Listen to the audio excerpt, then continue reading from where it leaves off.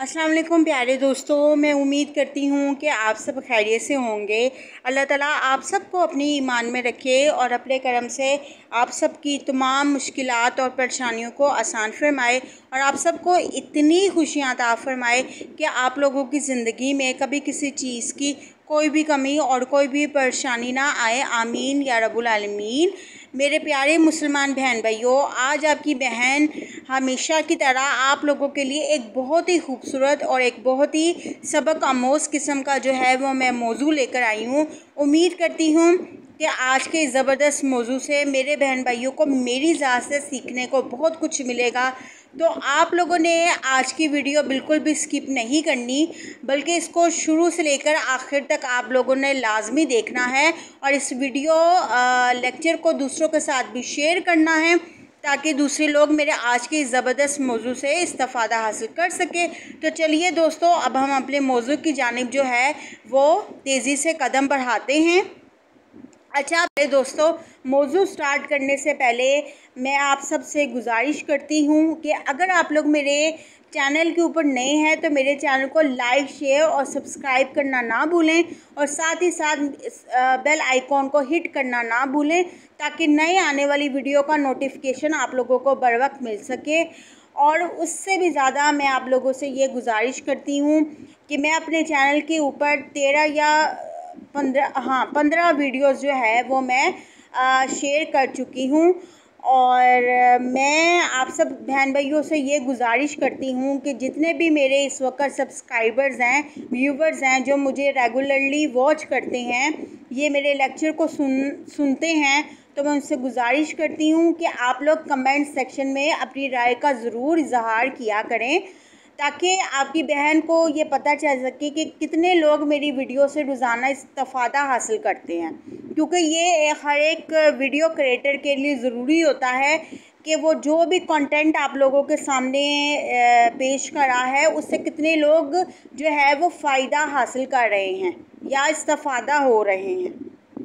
ठीक है, तो आप लोग प्लीज़ मेरी वीडियो को कम्प्लीटली वॉच किया करें। और क्योंकि मैं अपनी हर वीडियो में आप लोगों के लिए वो बातें लेकर आती हूँ जो कि मैं अपने सच्चे दिल से बयान करती हूँ। मेरी हर बात में मेरी खूबसूरती और सच्चाई झलकती है। आई नो मैं बिल्कुल सामने नहीं आती क्योंकि मेरा सामने आने का तो कोई मकसद है ही नहीं है। मेरा मकसद सिर्फ़ और सिर्फ आप लोगों तक नेकी और भलाई की बातें पहुंचाना है और वो तो मैं पहुंचाऊंगी इंशाअल्लाह ताला अपनी खूबसूरत आवाज़ के ज़रिए से। और अल्लाह ताला का ये मुझ पर ख़ास फजल करम है कि अल्लाह ताला मेरी हर दुआ जो है वो कबूल करता है, चाहे मैं उसकी इतनी इबादत गुजार नहीं हूँ और ना ही मैं उसके असूलों पर इतना अमल करती हूँ, लेकिन मैं जितना भी अमल करती हूँ मैं अपने अल्लाह ताला को हाजिर नाजिर रख कर ये कहती हूँ कि मैं ऐसा कोई भी अमल नहीं करती जो अल्लाह उसके रसूल के नाफरमाने का बाइस हो। ठीक है, बाकी अल्लाह माफ़ करने वाली ज़ात है। अल्लाह ताला मेरे और हम सब के जो है वो कबीरा सगीरा गुनाहों को माफ़ करे और हमें हिदायत दें। आमीन या रब्बुल आलमीन।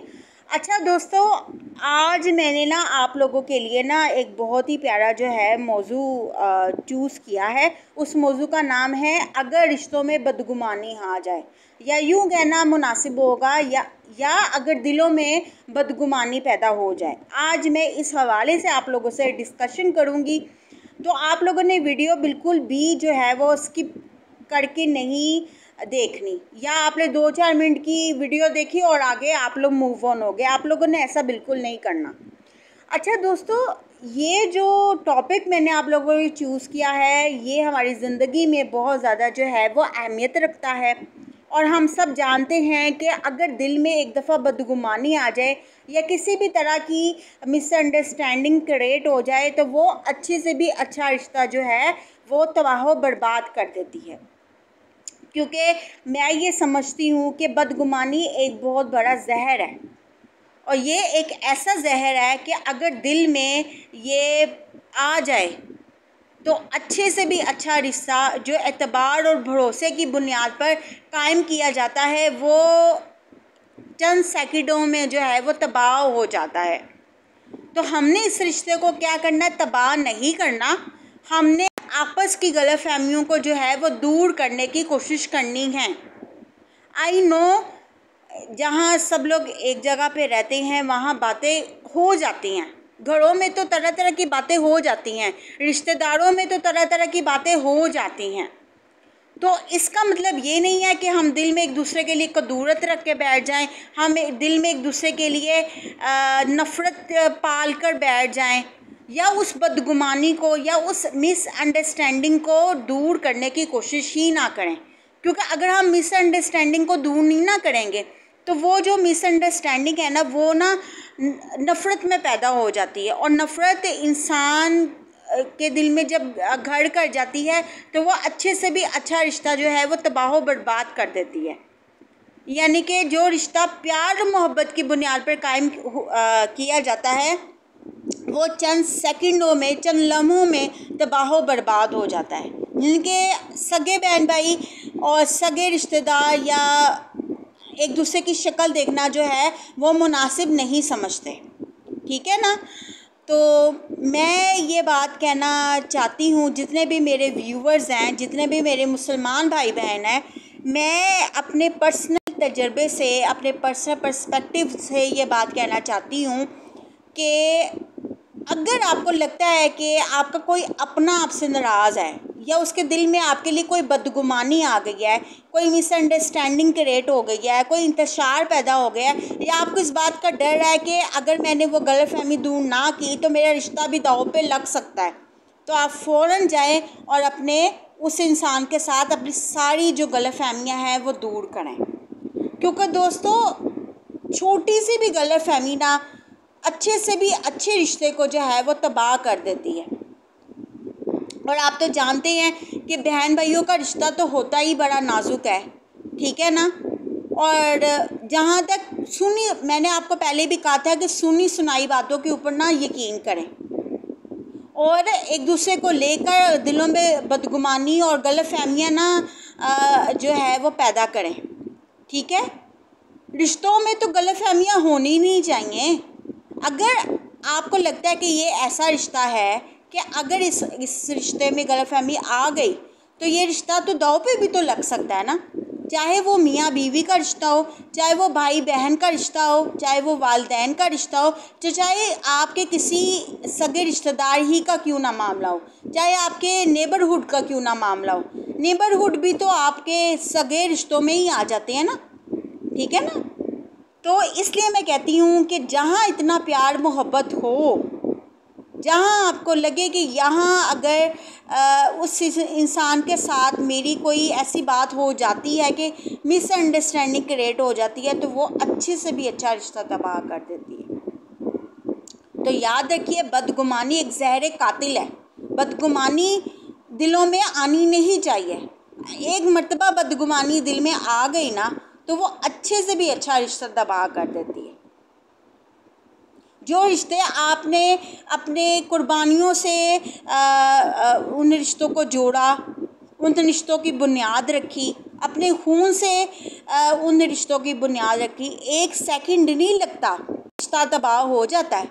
और एतबार बनाने में ना सारी ज़िंदगी गुजर जाती है। अगर ज़िंदगी गुजर भी जाए ना तो भी वो एतबार कायम नहीं होता। लेकिन जो एतबार बड़ी मुश्किलों से कायम किया जाता है, चंद लम्हे नहीं लगते अगर बदगुमानी दिल में आ जाए तो अगर आपको लगता है कि आपके रिश्तों में बदगुमानी आ रही है और आपके खूनी रिश्ते दांव पे लग रहे हैं, किसी चालाक इंसान ने, मुनाफिक इंसान ने आपके रिश्तों में गलतफहमी पैदा कर दी है गलत बातें करके, आपको देर नहीं करनी चाहिए। आपको उस इंसान को फ़ोन मिलाना चाहिए और उससे अपनी मिसअंडरस्टैंडिंग जो है वो बात करके क्लियर कर लेनी चाहिए, ताकि गलतफहमी तो ना पैदा हो। अगर हम ये इंतज़ार करेंगे कि मैं क्यों गलतफहमी दूर करूं, मैं क्यों झुकूं, तो फिर तो दोस्तों कभी भी रिश्ते जो है वो ट्रैक पर नहीं चल सकते, कभी भी रिश्ते सही जगहों पे नहीं आ सकते। तो ये चीज़ है कि मैं हमेशा कोशिश करती हूँ कि अपने पर्सनली तजर्बे से आपसे बात करूँ। आई नो मेरे से भी कई ऐसे अमल हो जाते हैं जो काफ़ी मेरे लिए भी काफ़ी नुकसान का बाइस बन जाते हैं, लेकिन मैं अपने हर अमल से, अपने हर तजर्बे से सीखती हूँ और आप लोगों को भी ये एडवाइस करती हूँ, नसीहत करती हूँ कि ज़िंदगी में कभी ऐसा कोई कदम ना उठाएं जिससे आपके खूनी रिश्ते दांव पे लग जाएं। दोस्तों, ये दौलत, पैसा, जायदाद, ये सब चीज़ें इधर ही पड़ी रह जाएंगी। ये चंद पैसों के टुकड़े ये इधर ही पड़े रह जाएंगे। ये जो आप बड़ा नाज करते हैं, मेरी इतनी फ़ैन फॉलोइंग है, मेरे पास इतनी दौलत है, मेरे पास इतनी शोहरत है, पूरी दुनिया में मुझे जाना जाता है, तो ये सब कुछ फेक है। ये सब कुछ अपने आप को बहलाने की बात है। हकीकत ये है कि जब मुश्किल वक्त आता है तो अपना साया भी साथ छोड़ देता है। तो माँ बाप, वालिदैन और बहन भाई क्या चीज़ है, और बहन भाइयों का रिश्ता ही बड़ा नाजुक होता है। अगर दिल में एक दफ़ा गलतफहमी आ जाए तो फिर वो रिश्ता ही दांव पे लग जाता है। माँ बाप तो फिर अपने बच्चों की गलतियों को माफ़ कर देते हैं, पर्दा डाल देते हैं, लेकिन बहन भाइयों के दिलों में अगर बदगुमानी आ जाए तो वो रिश्ता ही तबाह हो जाता है। तो बस आज का आपकी बहन इतना ही आप लोगों के लिए लेक्चर लेकर आई थी। उम्मीद करती हूँ कि इन चंद अल्फाज से आप लोगों को बहुत कुछ सीखने को मिला होगा। अगर आप लोगों को लगता है कि आपकी बहन आप लोगों के लिए ऐसी ही एक्साइटिंग मौजू लेकर आए और ऐसी एक्साइटिंग टॉपिक्स लेकर आए, तो आप लोगों ने मेरे चैनल को लाइक और सब्सक्राइब करना नहीं भूलना, और एंड पर आप लोगों ने कमेंट सेक्शन पे अपने कीमती राय से मुझे ज़रूर आगाह करना है, ठीक है। तो आप सब अपना बहुत ख्याल रखिएगा। कोई अगर बात बुरी लगी हो तो उसके लिए मैं माज़रत ख्वाऊँ। बाकी ये है कि हम सबको जो है वो बदगुमानियों से बचना चाहिए, और अभी भी वक्त है, हम अपने गुनाहों से बहुत कुछ सीख सकते हैं, तौबा कर सकते हैं। तौबा के दरवाज़े तो इंसान के लिए तब तक खुले हैं ना जब तक वो इस दुनिया में सांसें ले रहा है। आज सांस बंद होगी तो आपकी अपनी सगी औलाद भी नहीं पूछेगी, तो कब्र पे तो फातिहा कहना दूर की बात है। आपको नहीं पता कि आपको कैसी मौत आनी है। हुमैरा अली असगर की मौत एक बहुत बड़ी हम लोगों के लिए ना लम्हा फ़िक्रिया है। उससे पहले आयशा आपा की मौत हुई। ये जो मौत है ना, ये जो डेथ है, ये इंसान के लिए एक बहुत बड़ा रिमाइंडर है कि उसने एक दिन आना है। हर इंसान ने मौत का जायका चखना है। तो मरने से पहले एक काम कर लीजिए, अपने दिलों को साफ़ कर लें और अपने गुनाहों से तौबा कर लें। तो इसके साथ अपनी बहन को भी दुआ में याद रखें। अल्लाह हाफ़िज़, फ़ी अमान अल्लाह।